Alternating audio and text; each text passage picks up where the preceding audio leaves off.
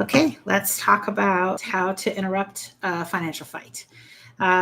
So, backing up a little bit, tools for financial conversations fall into kind of three categories. There's prevention tools, there's interruption or intervention tools, and there's recovery tools. What we're talking about today is just an interruption tool, interruption or intervention.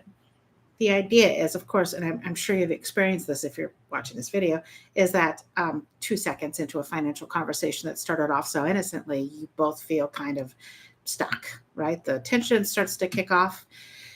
One of you probably feels like you're pushing, like you're the only one taking this seriously. The other one feels like you're being kind of picked on, or you're like you're going to need to run away to protect yourself.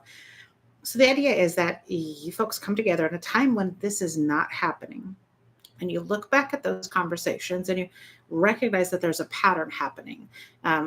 Maybe one time one of you is pushing, the other one is withdrawing, and then it switches. It doesn't matter who's doing which of these roles, but they kind of just, it seems to be a sort of pattern, or both partners are avoiding, or both partners are pushing. What is the general sort of pattern of your financial conflict?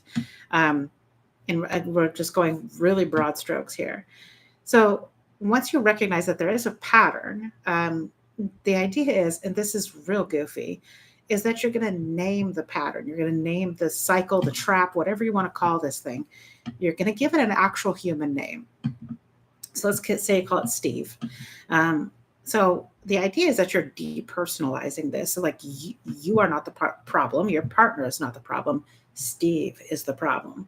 So now when either one of you gets sort of the indicator in your heads, and it could be all sorts of things, an eye roll, a sigh, it could be something like, Steve's in the room. So what this does is it interrupts the conversation, the conflict, just for a second. Is this going to fix anything? Probably not. Is it going to interrupt and give you folks a chance to pause? Yes. The idea is not that you're going to suddenly have smoother conversations because of this, or just because of this. The idea behind interrupting with naming your pattern, your conflict pattern, is to give you guys a break. And what happens if couples are not even 100% diligent, maybe 80% diligent about calling Steve out, or whatever you want to call it. Sorry if you're out there and your name is Steve.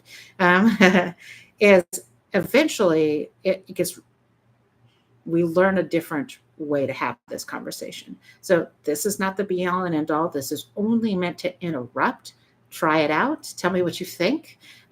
Interrupting is the only thing we're after.